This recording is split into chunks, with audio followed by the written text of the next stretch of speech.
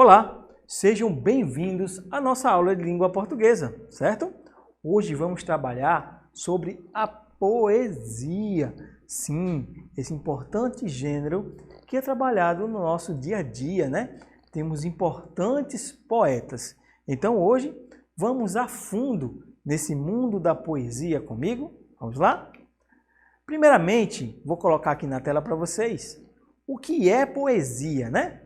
Digamos que a poesia é uma forma de expressão marcada pela subjetividade, que tem como objetivo revelar pensamentos, sentimentos e estado de espírito. Ela retrata algo pela ótica da imaginação do poeta e do leitor, tá certo? Volta para mim. Gente, para você entender o universo da poesia, sempre você tem que olhar pela ótica, né, do autor, né, do poeta, né? O que é que ele quer nos passar? E a poesia é muito gostosa de se ler, né? É um gênero literário muito criativo, né? Inclusive, nosso país é cheio de poetas de grande renome. E todos eles vamos conhecer no final, tá bom, gente? Agora que entendemos um pouco da poesia, né? Um pouco da definição, vamos aprofundar o nosso conteúdo. Então, professor, qual seria a história da poesia, né? Como ela surgiu? Quais foram os primeiros poemas, tá bom? Esse universo vamos descobrir agora. Coloca na tela. A história da poesia é anterior à história escrita, aparecendo nos primeiros registros da maioria das culturas letradas. Essa forma de expressão foi utilizada em obras antigas, tais como as Vedas indianas, de 1700 a 1200 a.C., e os Gathas de Zoroastro, de 1200 a 900 anos antes de Cristo. Utilizada nessas composições, a forma poética ajudou na memorização e na transmissão oral das histórias das sociedades antigas e pré-históricas, tá bom, gente? Ou seja, para a gente entender, veja, vem antes de Cristo, gente. Ou seja, é muito antiga. Porque eles utilizavam essa forma, né, de expressão, a poesia em si? Porque ela é de fácil compreensão e ajuda, né, a atingir vários povos. Então, naquela época, eles utilizavam a forma poética, porque ajudava ele a atingir o seu contexto geral. Tá certo, gente? Então, a gente viu os poemas mais antigos que a gente tem hoje. Inclusive, na própria Bíblia, existe também poemas, tá bom? Vocês sabiam? Poemas também trabalhados até mesmo antes de Cristo. Tá certo? Bom, gente, aqui agora vamos trabalhar as poesias antigas, né? Os grandes poetas ilustres do passado. E aqui vamos caracterizar duas poesias antigas muito famosas. Vou colocar aqui na tela para você. Vamos lá? Entre os principais registros de poesias antigas, destacam-se os poemas épicos, como a Epopeia de Gilgamesh, originário na Mesopotâmia, e, posteriormente, a grega Ilíadas e Odisseia. Tá bom, gente? Ou seja, volta aqui para mim. Essas primeiras poesias, a Epopeia de Gilgamesh, elas foram escritas em barro, né? Uma escrita cuneiforme, uma escrita antiga, lá da Mesopotâmia.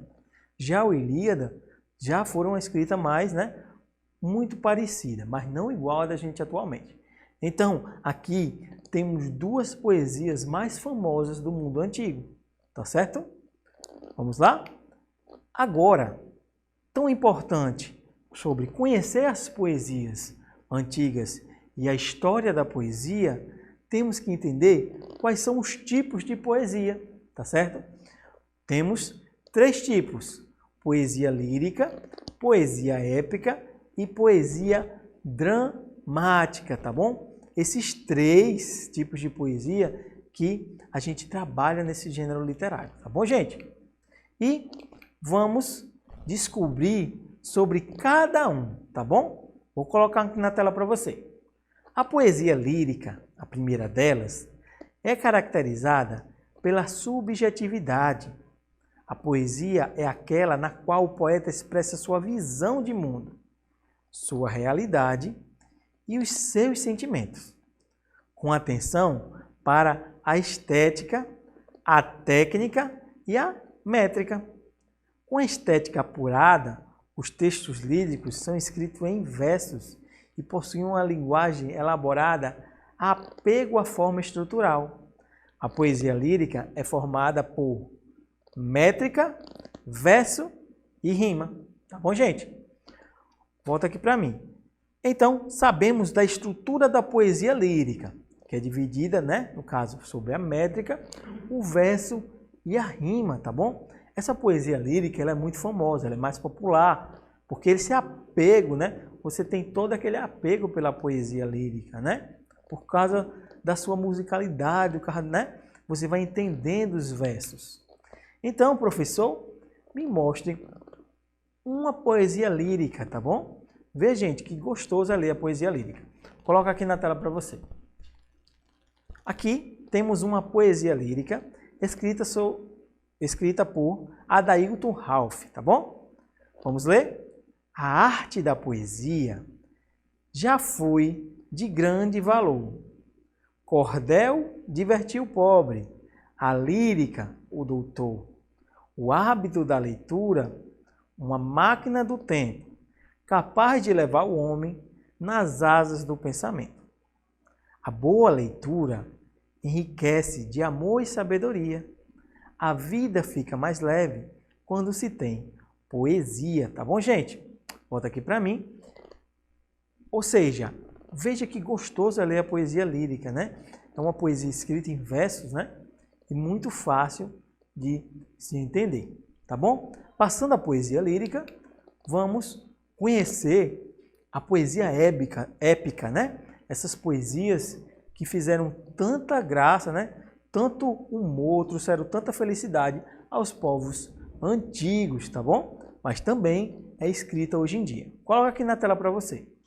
A poesia épica é marcada pela objetividade. Na poesia épica se apresentam os fatos que são considerados importantes para o poeta. O texto predominante nesse gênero geralmente é o narrativo, né? De longa extensão e eloquente. A poesia épica aborda temas como guerra e outras situações extremas. Ela releva ecos com ações heróicas, se importando com a constituição formal, demonstrando uma preocupação com temas e técnicas poéticas, tá bom, gente? Volta aqui para mim. Gente, esse tipo de poesia, ele eleva o herói, né? A gente tem aquela figura central do herói, das guerras, das batalhas heróicas. Então, esse gênero é muito utilizado nesse aspecto, tá bom? Qual um exemplo de uma poesia épica? Vou trazer até a que a gente trabalhou anteriormente. Vou trazer um trecho de Ilíada, de Homero, que foi um grande poeta do passado. Coloca aqui na tela para você. Quando o sono venceu Aquiles, espalhando a tranquilidade em torno dele e afastando as preocupações de seu coração, apareceu-lhe a alma do infortunado Patroclo, em tudo semelhante ao homem, na estrutura, nos olhos e na voz, e envolto em igual radiação, tá bom? Ou seja, volta aqui para mim, aqui a gente tem a figura central de Aquiles, né? O poderoso guerreiro do mundo antigo, né? E aqui a gente trabalha como ele fosse o herói, né? O principal herói. Então aqui deixa claro ser uma poesia épica, tá bom, gente? E a próxima poesia é a poesia dramática, tá bom, gente? Apesar de seu nome, vamos conhecer mais sobre esse tipo de poesia. Coloca aqui na tela para você. A poesia dramática, ela possui um caráter duplo. se apresentando com características de subjetividade e objetividade, predominando aspectos do gênero épico e lírico, apesar de manter a narrativa épica, transfigura os narradores em personagem das ações, de modo que retrata seus estados emotivos, conferindo assim um caráter lírico. Tá bom, gente? Volta aqui para mim. Gente, muito fácil de entender. Apesar dela se misturar entre o lírico e o épico, ela traz o que há de bom nos dois gêneros, mas também aqui se sentimentaliza bastante, né? Os estados emotivos na poesia dramática, eles sempre ficam em ascensão, tá bom? Não é só o herói. Também, nesse tipo de gênero, né? Transfigura, né? O ser, né? No total. Não só nas suas batalhas, mas nas suas emoções, tá bom, gente? Ou seja, também vou colocar aqui, para vocês entenderem o quanto trabalha essa emoção, uma poesia dramática aqui na tela. Vê só, vou colocar aqui na tela para vocês. Poesia dramática. Vou deixar meu coração sangrar, até cessar o sangue, até dissipar os sonhos, até secar o pranto, até cerrar as possibilidades, até destronar todo o encanto. Essa poesia de Marcos Leonídio. Ou seja, volta aqui para mim. Aqui vemos o sentimentalismo em alta, né? Ele deixa todo o sentimentalismo fluir, né? Seu sentimento, sua emoção. Isso é uma poesia dramática, tá bom, gente? Passando disso, já que conhecemos todos os gêneros, conhecemos as histórias, quais são, professor, os maiores poetas brasileiros modernos e contemporâneos? Gente, essa seleção foi difícil de fazer. Por quê? Porque no Brasil há imensos números de grandes poetas, gente. Grandes poetas, uma lista imensa, tá bom? Também, internacionalmente, não deixa a desejar. Temos vários poetas muito bons. Aqui eu trouxe uma lista de 3, tá bom? Ao meu ver, né, do professor. Mas existe inúmeros. Conheça todos, tá bom? O primeiro deles, vou colocar aqui na tela para você, é Carlos Drummond de Andrade, tá bom? Também um grande cronista. Ele é um poeta modernista mineiro, considerado um dos maiores poetas do século XX. Ele é grande destaque da segunda geração modernista. Além de poesias, também escreveu crônicas, que também é um grande cronista, e contos, tá bom? Então, passei aqui para vocês verem um grande poema de Carlos Drummond de Andrade, um dos seus mais famosos poemas. Vou ler aqui para vocês, rapidinho. No meio do caminho tinha uma pedra. Tinha uma pedra no meio do caminho. Tinha uma pedra. No meio do caminho tinha uma pedra.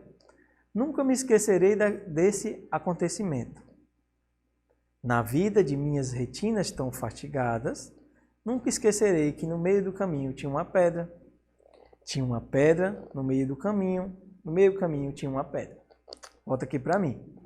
Esse poema, apesar de simples, ele tem uma reflexão, né?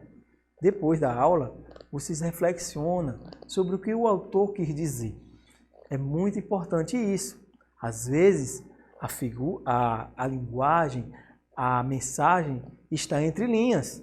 E a partir de hoje você vai entender o que há nas entrelinhas desse grande poema de Carlos Drummond de Andrade.